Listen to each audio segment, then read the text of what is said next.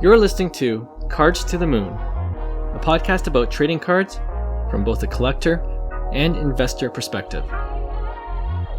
We hope you'll stick around for the ride as we take a deep dive into the state of the hobby, share some hot takes, hopefully some useful advice, and fun stories along the way. Hey guys, welcome to Cards to the Moon. This is episode 71. My name is Clark of 5 Card Guys on Instagram, and with me co-hosting, as always, is Hyung of Integrity Sports Cards, and John, who is Trade You at Recess. Okay guys, right off the top, I believe in one of our earlier episodes actually, John, you mentioned in one of the segments about the possibility of a vintage sports card hitting the 8-figure mark this year. Do you remember that? I do. Like that was one or something. Yeah, that was inspired by Ezra Levine, the CEO of Collectors. Yeah, and I guess he was right too. He was predicting that there might be. Well, we'll see if he's right, but he was predicting there might be the first 8-figure card. So yeah, for those who didn't hear, there's an auction at Heritage Auctions for the iconic 1952 Mickey Mantle baseball card, which was just graded a fresh SGC 9.5. Apparently, the backstory is Anthony Giordano, who's a 75-year-old waste management entrepreneur from New Jersey, is the owner of the card, and he's had the card for over 30 years, ever since he purchased the card at a show in New York back in 1991. Wow. when he paid $50,000 for it. So the current record for the sale, the current record for the sale of a sports card is the 1909 Honus Wagner, which sold for $6.6 million last August, if you guys remember. Mm-hmm. So 2 questions for you guys. Will this Mickey Mantle SGC 9.5 become the most expensive card ever sold, surpassing the Wagner card? And if so, do you think it will hit the 8-figure mark, the $10 million mark? Go ahead, John. You can tackle this. It appears, though, that it's on its way to breaking the 8-figure mark. I mean, everybody is sort of predicting it. The card itself looks, I don't know about you guys, but it looks pretty clean, man. It's so clean. Centered really nicely. Looks like the color on it looks great. Doesn't look blurry. It looks like an immaculate card, and it could probably rival the PSA 10s, because you never know if those PSA 10s are actually PSA 10s. No offense, but just eye appeal alone, it looks like a serious card. So I think that certainly factors in to the final price. I think if it feels like buyers are treating this because that 952 Mantle. Anyone who purchases that card, whether it's raw or PSA 1 or whatever it is, it's all about eye appeal, like the color, that card's color, so centering, all of that stuff. So it's got it all except the fact that it's 9.5. It looks nearly perfect. They say that the PSA 10 is valued at like 25 million. So there's three of those. Wow. So right. I could easily see that 9.5 going for 8 figures. Right. As crazy as that sounds, I think it's just way too iconic. And there is a crazy backstory, actually. I don't know the whole detail, but it's apparently a hobby legend with that 52 Topps, because apparently during that time, nobody wanted, during that time, cards, right? Mm-hmm. So they said they couldn't even sell, packs for like a penny. And what they ended up doing is they ended up dumping cases after cases into the ocean because it was a tax write-off, right? So I heard that, yeah. And then there was this lone case that survived for decades. stuck in an attic. And basically that's Mr. Mint.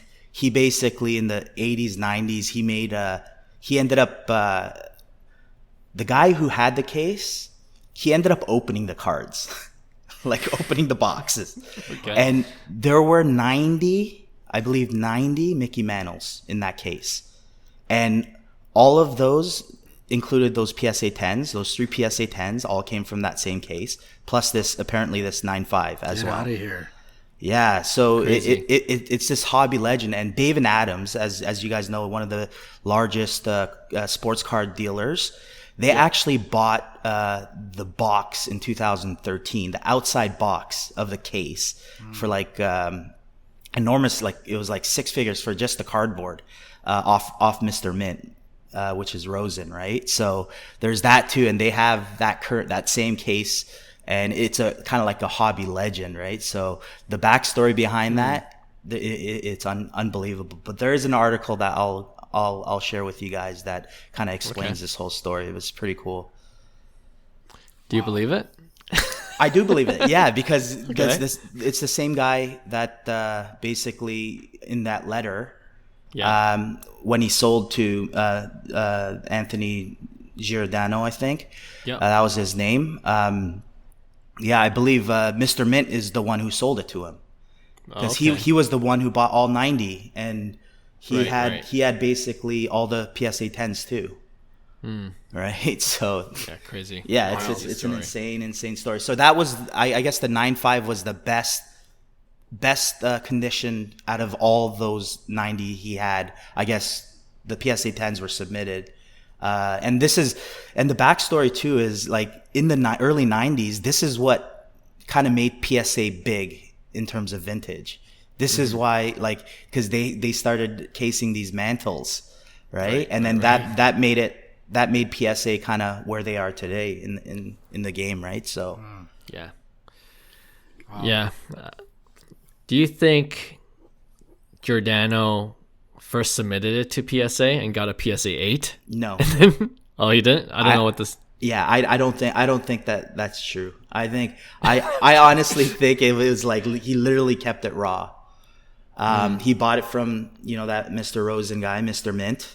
Yeah. And that was the backstory he had all of them. He had all the like absolutely mint condition straight out of a brand new case of 1952 Topps. No, I'm asking like why wouldn't he have submitted it to PSA first? Oh, yeah, because we would have heard about it probably. I think so. That thing is absolutely flawless. That card, right? Yeah. I mean, that was handpicked by Mr. Rosen himself of kind of like the best available. So I don't think personally I think it would have came back potentially a PSA 10. That's what I'm wondering. Why wouldn't he? Wait, are you guys talking about PSA? the SGC 9.5? Yeah. The SGC 9.5. That's the question: is why wouldn't he send it to PSA? Oh, if it was that premium. That's what I'm asking. Yeah. He could have, but I mean that was the argument.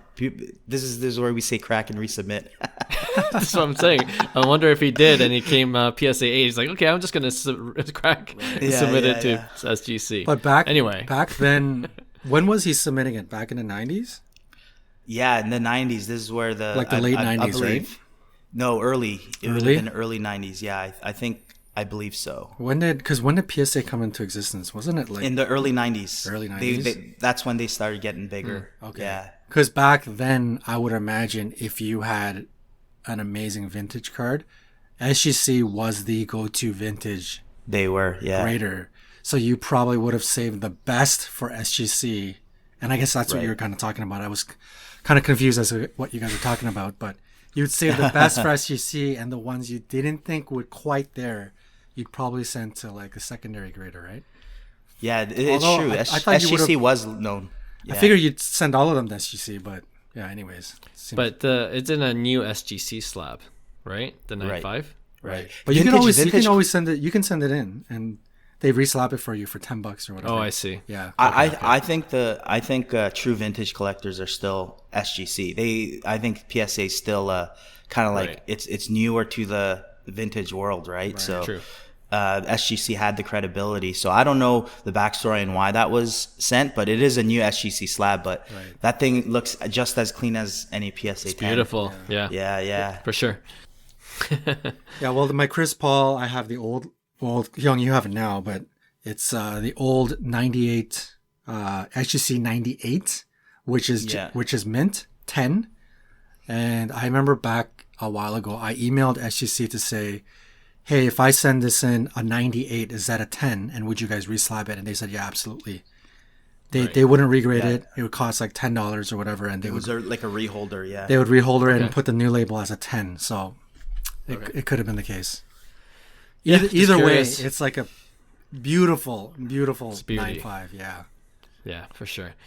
So definitely, I think it's going to be the highest value card sold. The only thing I'm hesitant of it maybe not reaching the 8-figure mark is just the state of the market. Do you know what I mean? Right. Like we saw with the LeBron triple logo man, like that was super hyped up. I'm not saying it's the same thing. Sure. Yeah. Obviously, this is an iconic card, but is there a chance that it just falls just shy of that 8-figure? I think it might. Right. But like we said before, we have a bad record of predicting super high end.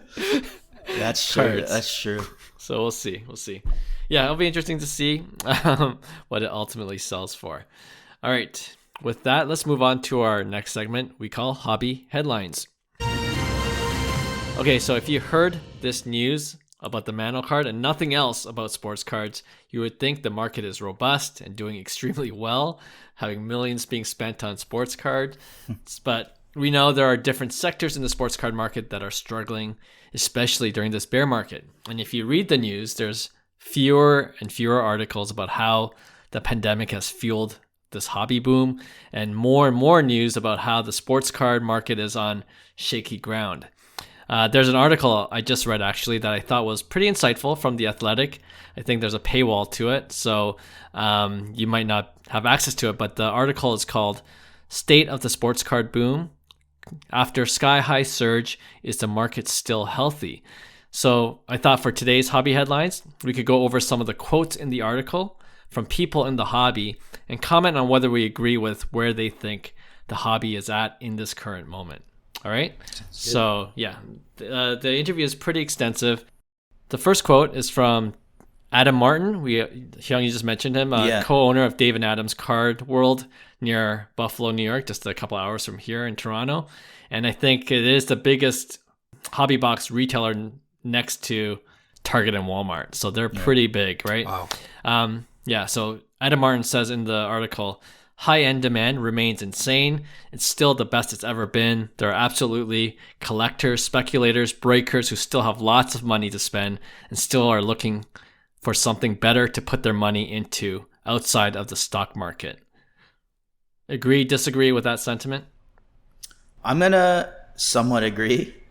Like, I always believe that the high-end market would sustain itself just because there's strong enough demand and the supply is limited, right? So and there's too much cash in the economy. It's not like, that's the problem. It's like there's too much cash, right? We printed more and more cash, so it's not like there's not enough cash and people aren't spending, right? So I think it's somewhat there's truth to his statement, but I also think it might be a little biased because he is in that industry where he's a the retailer, big, sure. yeah, exactly. So Right. Yeah. He's got to pump his business a bit. I think I agree as well. I'll put it kind of at 50-50 too. I think there's a good segment that seems to be leaving the hobby. Those are the quick investors, quick flippers, whatever you want to call it, the sneakerheads and so forth. But I don't know about you guys, but certainly how I feel, and I am sort of that prototypical dad demographic that collected in the early 90s, got out of it, and kind of came back in. I am that guy, and there's tons of those guys and gals out there, and I'm back in it, and I am enjoying the hobby as much as I enjoyed it when I was a child. And I'm continuing to enjoy it. And at this point, I don't really see myself leaving the hobby like I did the first go around. So for me, I certainly feel like I am here to stay, to continue to enjoy the hobby, to continue to search and chase or whatever. And I'm sure there are tons and tons of other people exactly like me that have come back into it and they're here to stay. So that for me, as much as the market has gone down and as much as people there certainly are people that have left and given up and taken L's and got burned, whatnot. There is certainly a big population of people that have gotten back into it and are fully enjoying the hobby for what it is. So that portion of it, I do agree, and I think that gives us some insight into, you know, what the future holds for the sports card industry. Sure, I can see that for sure. Just back to the quote with the high-end collectors. I certainly agree that they still have money to spend and they're looking for alternative assets like sports cards. So I don't think that's going to go away anytime soon. But at the same time, they probably won't spend as much money as they did 1 or 2 years ago. But yeah, it won't completely die out. But no, I agree with your sentiment as well that there are going to be core collectors, like you mentioned, John, that will just continue to stay because they reignited their passion for the hobby, right? And actually, the next quote is kind of related to that. It's by Ryan Cracknell. You might know him. He writes a lot of articles on in Beckett on their website and in their magazine. And he says, if there's any part that's at risk, I suspect it would be those looking to make some quick profits. Margins are shrinking and collectors seem to be getting more selective in what they buy. That's not ideal for speculators, so some of them may move on. Right. 100% agree with that that quote. It's kind of what we talked about. You collect what you love. You collect what you think is a viable asset in the future for a long-term investment, right? If you believe in the player and you believe in the player's past, and you see it as an investment piece over a long-term period of time, I think that's the right way to look at this this hobby and this market, and I think you'll enjoy it a lot more. Plus, you'll see way better gains in the long term. Yeah, I totally agree with that sentiment as well. It's even more obvious when I believe the quick flippers are just all dumping their cards now, which is why we see this huge supply online on eBay that's driving down the price, right? And I think until that stabilizes a little bit more, where there's only core collectors remaining, like you're mentioning, John, like people that are still passionate about the hobby, just love collecting, are more of a collector themselves and an investor on the side, I think that's when things will start to stabilize. But yeah, right now you're just seeing the results of those quick flippers, those, purely investor types just not seeing the value in being in the hobby. So that's why we're seeing this influx of supply for certain cards, right? Yeah, I don't have much to add. I totally agree with you guys. Okay, so let's go on to the third quote. This is from Jason Howarth, who is the Vice President of Marketing at Panini America. And he says, the hobby market continues to see exceptionally strong prices for wax boxes, which is all being driven by consumer demand. Single card sales of key rookies and short print inserts have maintained their momentum in both football and basketball. Well, I think Panini's in a little bit of a pickle. So I don't know if he's the right guy to be answering that or questioning that or whatever it is. But I think, I think there's still going to be a market for a lot of people like the new stuff, the shiny stuff, chasing rookies. That's always fun. And I know, that's part of the hobby too, right? Especially if you have, kids and you're enjoying the hobby with your kids, it's something you look forward to. You're not like, sniping out singles on eBay with your kids, right? You're more so like ripping wax and, kind of enjoying the hobby portion of that. And I don't think breakers are going away either. So they're allocating, majority of the product, which a lot of people, I think a lot of hobbyists don't like. That's why there's kind of like that divide. But I think, like you said in the previous, it's people are going to fizzle out, including breakers. That is in it for the quick buck, and the true breakers are going to continue to do what they're doing. So I think it's going to be a healthy supply demand. Hopefully, Topps and Panini work, I guess, with the making sure they don't abuse it by overprinting product, right? So I think as long as there's a healthy correlation there, I think it could, there's somewhat truth to that statement. Yeah. Okay. He's certainly not wrong. I mean, organically, if you just look at it, in person, like in Toronto for us, I don't know how it is everywhere else. We kind of hoped, it was kind of like a quasi hope and prediction that cards would be sitting this year, that kids can afford it, that prices would eventually go down. For me, in the past couple of times I've gone into Walmarts, unfortunately, I'm not seeing that, man. People are still chasing, addicted, I don't see cards really sitting on shelves. And when they do, to be honest, it's not like people are lining up. So it does take a little bit longer to sell. But, products leaving the shelves in 30 days, that is still considered pretty top notch for any company standard, right? Sure. So to have all your products, blaster boxes at $49.99 Canadian for, Prism College product, it's still all selling out, man. Like it takes longer. It takes 30 days. It takes 40 days, whatever. But, the hopes of seeing some pretty good product on sale at Walmart or on sale at Target, we're still not there yet. So I think, as much as it's a comment that comes from like the Panini president, or whatever position he was, VP of marketing. VP, yeah, thank you. He's not wrong. It still seems as high. It still seems pretty high, the demand. Yeah, and I didn't read the rest of the quote, but he does say that, like, unit sales are actually up double digits over last year, and I'm sure that's true, just because the hobby's been so hot over the past year, although it's been kind of down than 2 years ago when the hobby boom was happening. But I do think if you ask him again next year, it might be a different answer. Like, I am seeing the swing downwards, even in wax boxes. Like, maybe we go to a different Walmart, John, but I do see products still sitting there. And, when I go back, it's still sitting there, right? So it certainly doesn't go on sale. I'm sure it'll sell out eventually, but I think it's like beyond the 30-day window now, in my opinion. Sure. And there's been examples of where some wax product have, when they are first released, they're at a premium price, but wait a month and they're about 50%. You know what I mean? Uh-huh. So there are certain wax boxes that are not holding their value, and it's just dropping quickly. So I think that's just the way the market is right now. All right, we'll go on. Jesse Craig, Director of Business Development of PWCC Marketplace.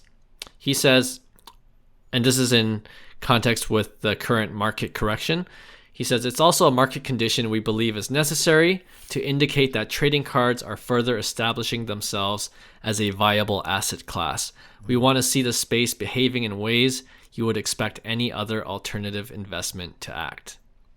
1,000%. I'm glad he said that, because it's still, I think, a healthy correction at the end of the day. You still look at it as, what we experienced in the last couple of years wasn't regular. And for us to think that was regular and to sustain it at that level, there had to have been some kind of correction. And for the long-term health of any market, that's what you want. You want the proper corrections where it's needed.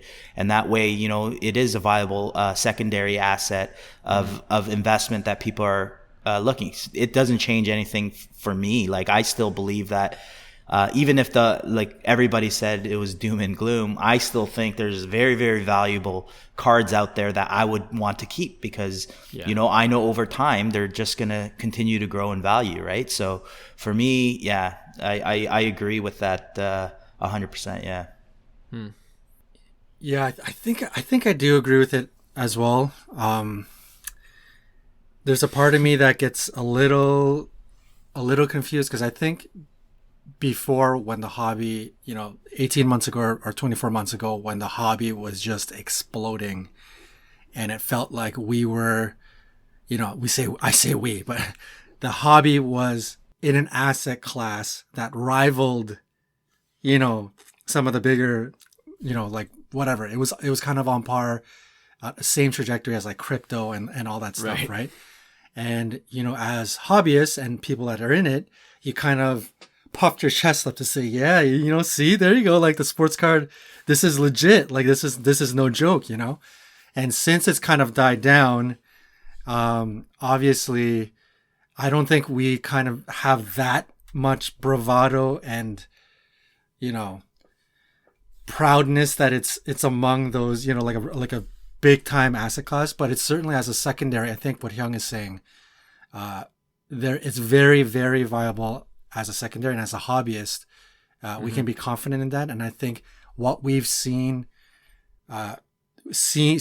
witnessing the explosion, witnessing the correction, all that really did is for people that are still in it and the hobbyists that are still in it, we are very convicted that this is an asset class that, number one, we can enjoy as a hobby, but also invest into knowing that it is going to go somewhere positive in the future for us.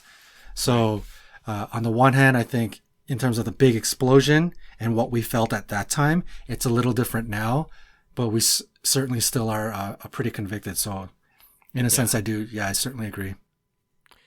Yeah, I'm going to agree with you guys. Like, to say anything different really is to say that we just, the sports card as an asset class is what happened in the 90s, that it's just going to disappear and fizzle out completely. And I think there are a lot of differences from that time, the junk wax era, to where it is now.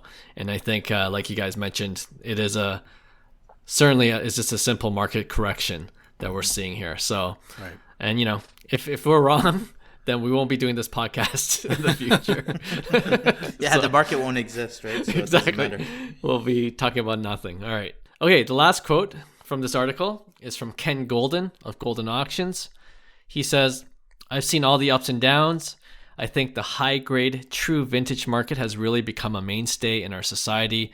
To those people, they're not trading commodities and gambling. It's like modern art. Maybe the early tobacco cards are your Van Goghs. Early Topps cards are like Picassos. I see no impact on that." Right. I agree. Yeah, we talked about this too. It's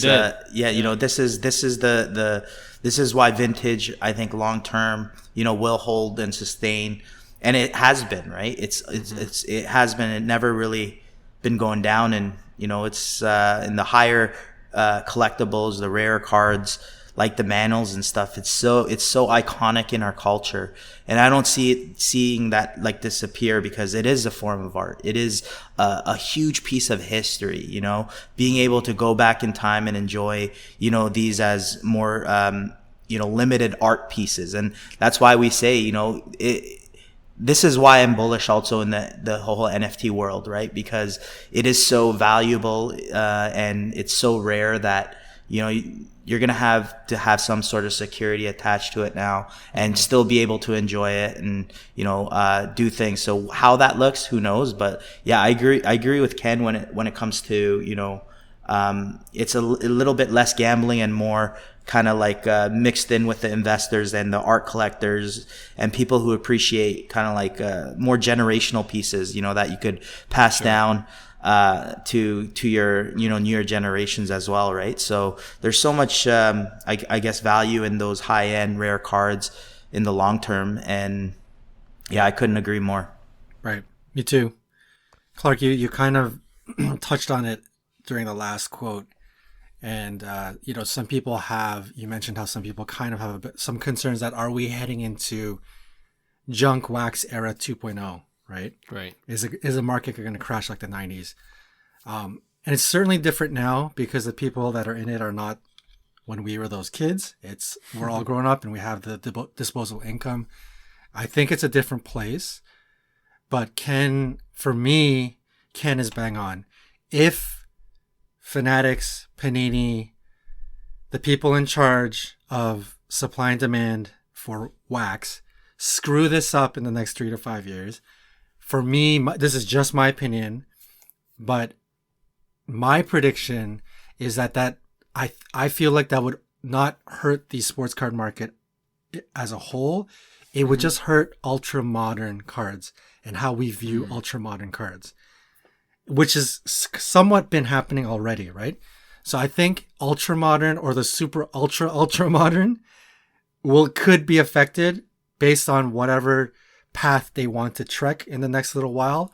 But Ken is right in that the older stuff that is fully entrenched in terms of pop counts and rarity and all that stuff, I think that is going to continue it's course, right? And the demand and the people that are into sports cards, if you're not going to in the future maybe invest or play around with ultra modern and you're like, you know what, I'm done with that because this is junk wax 2.0, we're all going to start shifting our eyes towards vintage and something else. And you're going to see, you might see something special in the pricing in the not so distant future, right? So I'm 100% in agreement with what Ken said. Yeah, not much further to add except to listen to our episode maybe 2 or 3 episodes ago where we did touch upon the vintage card market. And I believe we agreed that, yeah, some of these vintage cards are just historical art in our opinion. And the value is going to hold over the long term. All right, seems like we're all in it for the long haul, and we generally see this so-called market correction as a good thing for the hobby in the medium to long term. So yeah, we're still all in it together, boys. All right. Absolutely. But as of now, we're still seeing a downward trend in many card prices. So I want to see if you guys are surprised. This is my segue to the next segment. I want to see if you guys are surprised at where current prices are of 3 cards in our next segment that we're calling Over Under. All right, so in this segment, I'll tell you the card and throw out a price. And you tell me if you think the last sold price is over or under that number. Okay? And we've done this before. So, all right, card number 1 is the Patrick Mahomes Optic Holo PSA 10 rookie card. Oh, boy. The one that you and I, John, Yep. we want. The number is 1900. What? Wow. Over No, it's or not. under 1900?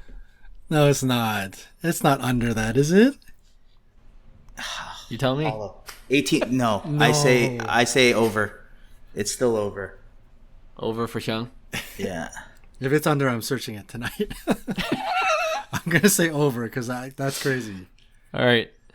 Last sold 1850. No. Wow. What? That's crazy. It's time to buy, boys. Optic Holo? Dude, that was the price of Optic base. Mm-hmm. Yeah, and holos are Holy jeez. were like so expensive back in the day. Remember, where like 3,000 was a good price back in the day. Man. Holy cow. Wow. You know what? I still think it could go down even it maybe could, a little man. bit more. You know what? Optic is known for that, you know? Even though we all love Optic, we know the history of Optic and how volatile it can be, you know? So it's a trap? It doesn't get it doesn't get love like Prism, you know? We all know that, right? Yeah. So Right. No, but True, I'd true. assume the Prism Silver is probably down pretty badly too then, if the Optic Holo is at 1850. I think it'll be down, yeah, for sure, in the same kind of trajectory, but I don't think it's going to be as cheap. It'll be probably like double the price. Right. Minimum double the price, I think. Ooh. I like that one. Okay. Keep going. Okay, we'll go to the next one. Well, let me quickly check actually Prism Silver PSA 10. Last sold was 3,800. Yeah, so double. Jeez. Yeah. Wasn't that like a $10,000 card? Yeah, it was. Yeah. Holy The highest it sold for was almost 15,000. 15,000. Yeah. Jeez. Anyway. Okay. All right, card number 2, Kevin Durant Topps Chrome Base rookie card PSA boy. 10, Oh boy. 1,500. Was this the card where I said it was a buy at 5,000? Remember the 5,000 segment? Oh, was that the base, Refractor. not the refractor? Refractor. I think Refractor, maybe. I think it was the base. This was a while ago. It must be, yeah, because the refractor would have been double that. Right. At least, I think the base was. I think I was saying something like it was at 4,000 or something. And I'll save you guys money. It's a buy. Oh my goodness! Wait. So what's the over under? Say it again. 1,500 is the over under. I'm going to say under. Okay. There's cheaper price, or it's going to go under, yeah. Right. Yeah. Durant has taken a beating. I'll say under too. All right, you're both right. 1,380 last sold. Jeez. Wow. I got the PSA 9. I bought the PSA 9 for 2,000. Oh, that's not bad. Yeah. I sold it for 700, and now Now it's at 385. So Yeah, buy high, sell low. that's a strategy, right? That's a strategy. Absolutely. Yeah. At this point, I'm looking at refractors. You might as well, right? Yeah. The Topps Chrome refractor, Yeah, PSA 9 Okay. refractor. or or actually, there's a BGS 95 True Gem that I was looking to snag if the price is right, and I think the auction's ending in half an hour, and it's already at 3,500, I think. So Oh, snap. Okay. You should just average down. Just start loading up on PSA 9 Topps Chromes. Get that $2,000 Get that price cost down. basis down, man. DCA all the way to 0. Okay. All right, last card. Fernando Tatis, his 2016, I believe, is his Bowman Chrome rookie card autograph. BGS 95, 10 auto, 1,600. That's 26. 2016. The one where he's just standing. The White Sox Yep. jerseys. Yep. So 2016 Bowman Chrome. Yep. His base, sorry, you said 9.5? Yes, Gem Mint, BGS Gem Mint. 1,600. 1,600. I could. Oh man, that's really cheap. I remember at the show 2 shows ago, Hyung, when you bought that, and it was like BGS. it was a BGS 9, and it was 9, like 1,900 Canadian, which is about 1,600 US. Yeah. That was like a steal at the time, and now That was a steal. Yeah. and now the 9.5 is 1,600. That's crazy. The last card show that we went to, actually, which wasn't that long ago, I saw this very card for 4,000 Canadian. So Wow. So this has to be a min gem. yeah, let's say it is I'm gonna say under. under 1,600. Okay. Yeah. If it's a min gem, I don't think true gems and true gem pluses will go down that low, but Right. John. I could Man, see min that's gems going. low though. That's PSA 9. I'm gonna go under 2. I'm gonna go under 2. Okay. Yeah. Last sold 1,775, so over. 1775. Okay. Yeah, but I can see it go down to 1,600. I think so. Well, Tatis is swinging now. He's swinging. He's That's- taking yeah, that's good he's news for taking sure. live at bats, so Yeah, maybe hopefully 2-3 it weeks. gives a little bump in his card market. Give us some life. I know. Right? Yeah. So all these 3 cards I listed, like, I'm just tempted to snag a couple of these right now. Damn. They're at the price point where The Mahomes, man. Ooh, I know. might have to switch gears. all right. Maybe revisit this segment too, as as long as we're in this bear market, we might as well monitor some of these prices. Yeah, good call. and it'll be good for our listeners as well. All right, let's end off this show with our weekly segment we call Pick One.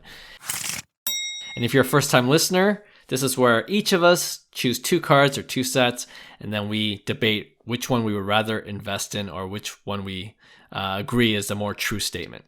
Okay, so Hyung, do you want to start things off? Sure thing.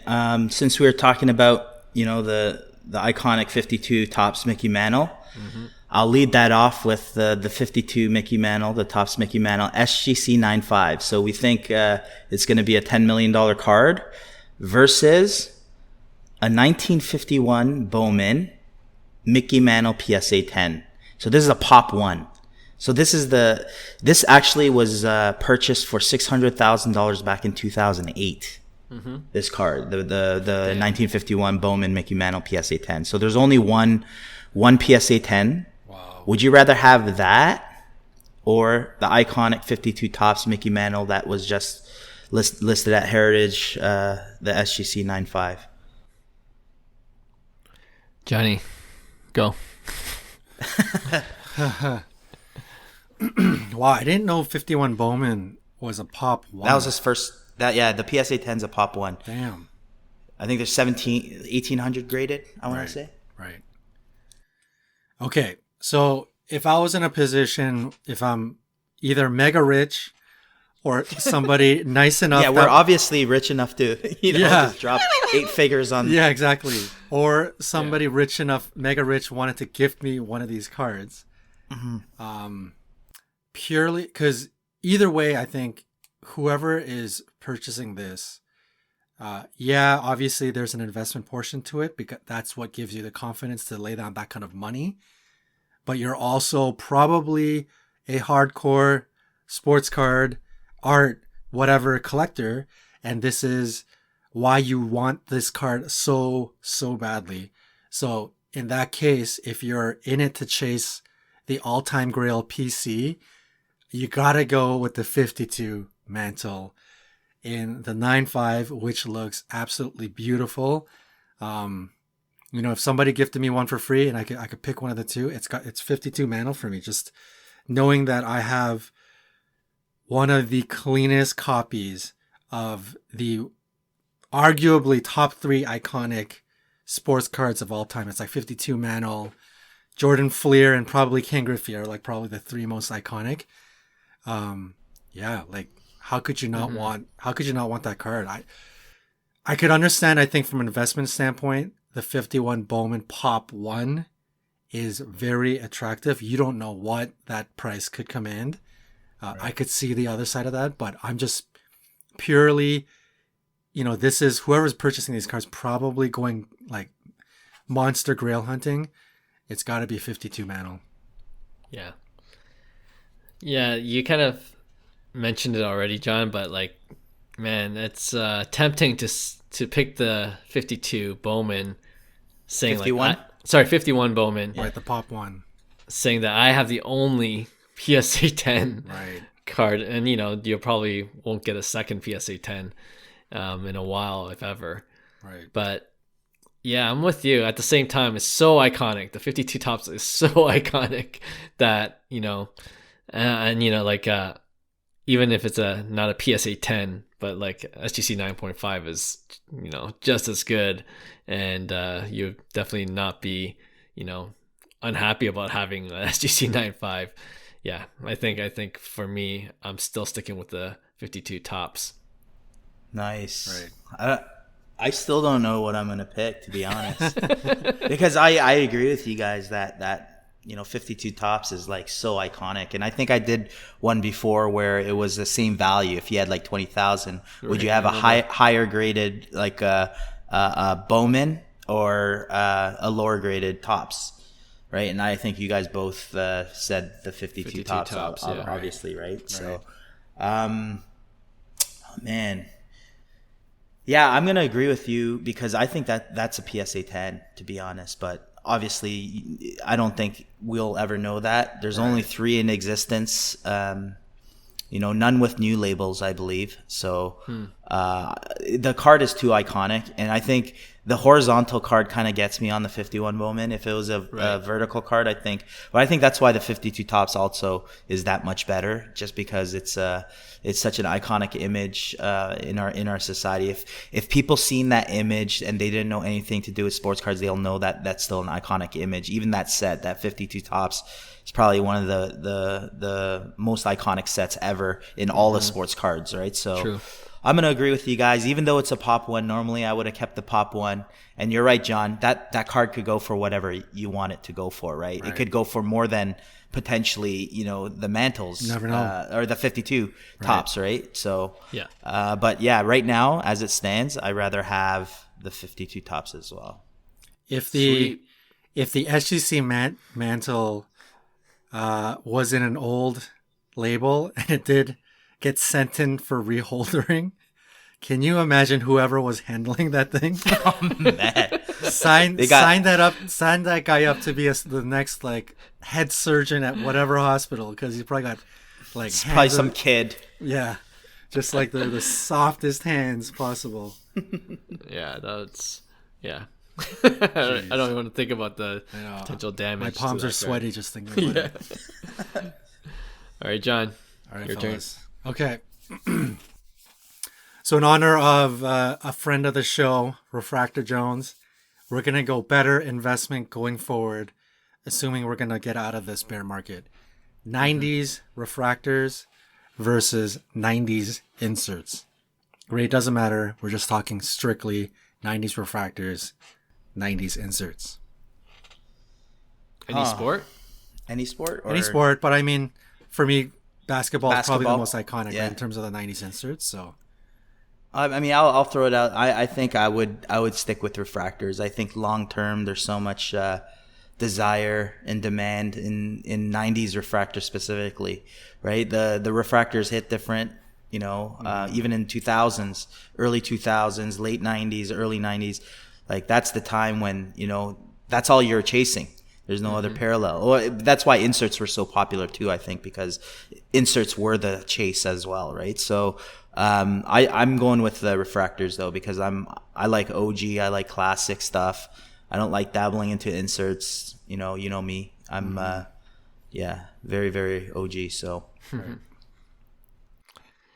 yeah, I think there's a biased opinion, but like, it doesn't help that insert cards in the modern and ultra modern era are just like ugly, or like, it's just there's too many of them. So maybe that's just how I feel about inserts these days.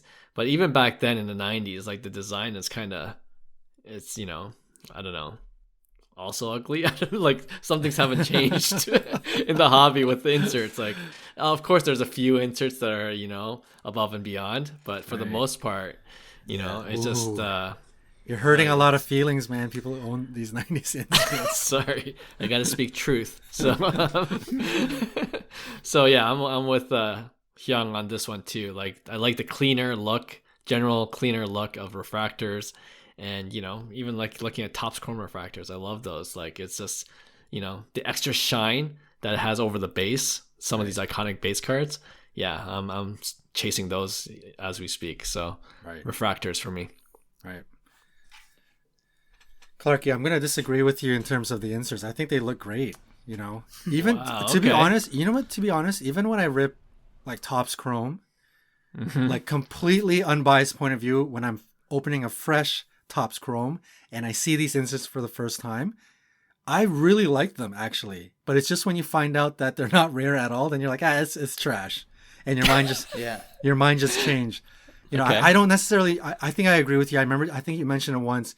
You didn't like the Bowman inserts. I kind of agree with you there. Some of the Bowman, like the prospect inserts, they kind of look gaudy and not so well thought out.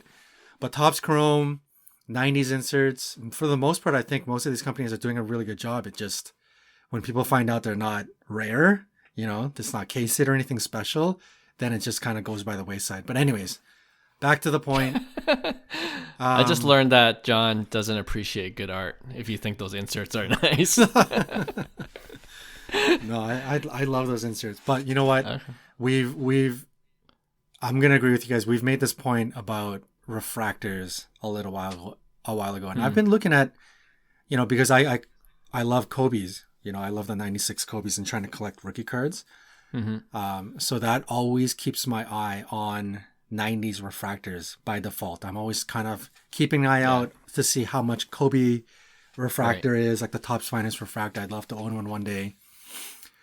And seemingly over the last little while, it's not necessarily getting cheaper. I mean, obviously it's gotten cheaper from the big surge, but it looks like really refractors, especially sort of the quote vintage refractors from the 90s, is starting to gain some steam. And I think when we just talked about last week, like gold refractors, starting to really hit and starting to become insanely collectible. I think there's going to be a lot of spillover to those OG refractors. And even though they're not numbered, they're all very low population. So I think 90s inserts, I feel, had its moment and had the shine and it had the spotlight.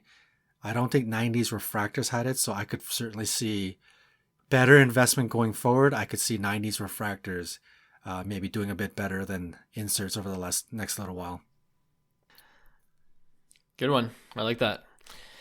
All right, we'll end off with my pick one choices. Okay, on one side is Aaron Judge, his Bowman Chrome base rookie auto, BGS 9510 Gem Mint. I think last sold for about $1,200. And on the other side, Paul Goldschmidt, his Bowman Chrome rookie auto. Sorry, I can't remember the years. I can find that out in a bit. But BGS 95, same grade, 10 auto, last sold for about $300. So what I'm really asking you is that, what do you think can give you the best ROI? I guess that's what I'm kind of asking. And these guys are both, at this current moment, leading as favorites to win their respective MVPs. Their respective league MVP honors. And that could change with AL because Shohei's right there too. But yeah, let's just say Aaron Judge and Paul Goldschmidt, 1,200 versus 300. Man. 300 is so cheap. I mean, you can't look away Judge from that. Sorry, what's Judge on pace for home run wise? He's 62. He's gonna break Maris's New York record. All right. Like that's what, like this year is his year, man. He has 37 bombs. Yeah. You know, New York Yankee legend, but you know, we don't know if he's gonna be there. He's 30 years old. Goldie's 34. I think when Aaron Judge is 34, he's gonna do more. He's gonna accomplish more than Goldie, I think, has in terms of kind of like home runs, kind of WAR, and his trajectory of kind of fame, I guess, because of the New York Yankees status. So that's the only thing is I want to say Goldie just based off the price. It's like $300, man. Like you're talking 4x already, you know, cheaper, right? I like Aaron Judge in terms of the investment, in terms of the player, because I think he's just going to get a lot more love than Goldie. But I think at $300, you can't go wrong. It's like you're going to 4x before you even break even with Aaron Judge. So I'm gonna say Goldie at 300. Okay. Wow. Interesting. Yeah, that's interesting. I'm not necessarily like a huge, neither Judge or Goldie would be in my PC. So I would speak on this from an investment angle. I have never been on the show, never been on the Judge train like you have, Clark. But in this case, I think I'm going to pick Judge. He is 4 times the price. I feel, I have previously invested in somebody like Goldschmidt, which was Arenado. Right. And, solid investment. I could see it going up, but I just feel it's going to take a lot for a $300 price to go to maybe 600 or 700. Because 300, to be honest, it might already have MVP baked into it, right? So this could maybe be the peak of that card. So I could see it being a bit tougher. Now, if you're a Goldie fan and you want to hold it long term, no issues with that. But if just strictly from somebody like me who's not a big fan of either, if I was just looking to make some money here, Judge is more expensive, but I think he has the opportunity to do something pretty special that's going to catch the attention of the entire baseball world and hype and all of that stuff. If he goes 62 and breaks Maris, and then the following year goes 62 again, or goes 63 or 65 or something insane, goes back to back like that, I could see people, maybe in myself, really jumping on the Judge train, right? Because I think what really held Judge back was kind of what I sort of saw in like Cody Bellinger, where you have this monster MVP season, everybody believes in you, and you kind of have a crappy season and you kind of fall off. And then you have an amazing season and you're like, oh, you see, there he is. And you have a crappy season.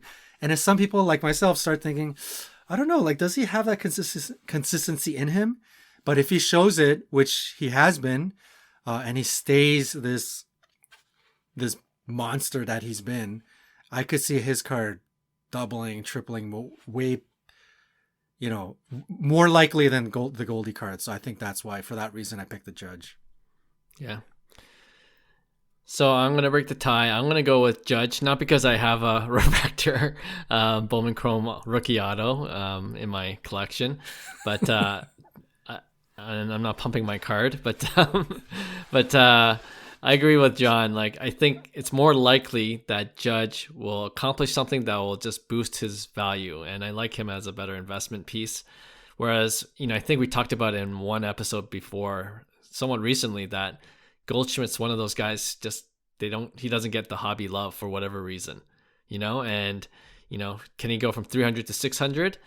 Man, I don't know. Even if he wins NL MVP, even if he's hands down NL MVP, I think, maybe it's a possibility, but, can I see Judge go from 1,200 to 2,000 if he hits the 62 home run mark? Yeah, absolutely. I think, everyone wants to see guys that hit homers, Goldie's hitting homers too, but Judge is doing it in New York City, right? And I love that he plays in a big market like New York. So Yeah. You know what? I have heard rumors of Judge Soto trade. If that's the case, okay, I changed my mind. Goldschmidt. No, I'm just kidding. If he goes to Washington. Wait. There's actually pretty substantiated rumors about Judge. No. Oh, just no. rumor. Yeah. Okay. I was like, whoa, that's pretty crazy. Any news about Soto now is just baseless rumors right now, right? Yeah. So, he might come to the Jays. I heard that too. So, Padres, man. Padres need another stick. Can you imagine Tatis and Soto? Tatis, Soto, Machado. To be honest, the Padres seemed. I remember seeing some trade scenarios, and the Padres seem the most likely. They have the right pieces, and they have the greatest need for Soto. So it kind of makes sense on both sides. Anyways, be a dangerous team. I know. It would. All right, another fun episode, guys. We'll end it here. Thanks again to all our listeners and subscribers. We really appreciate you giving us 5 stars if you enjoyed the program. And we'll see you again next week for a brand new episode. See you then. Bye. Hey, thanks for listening to Cards to the Moon. We'd really appreciate you subscribing to our podcast wherever you listen to your podcasts. And you can also connect with each of us on Instagram at 5cardguys, or you can follow Hyung at Integrity Sports Cards, or John at TradeU at Recess. You can also check us out at 5cardguys.com. Thanks again, and hope to connect soon.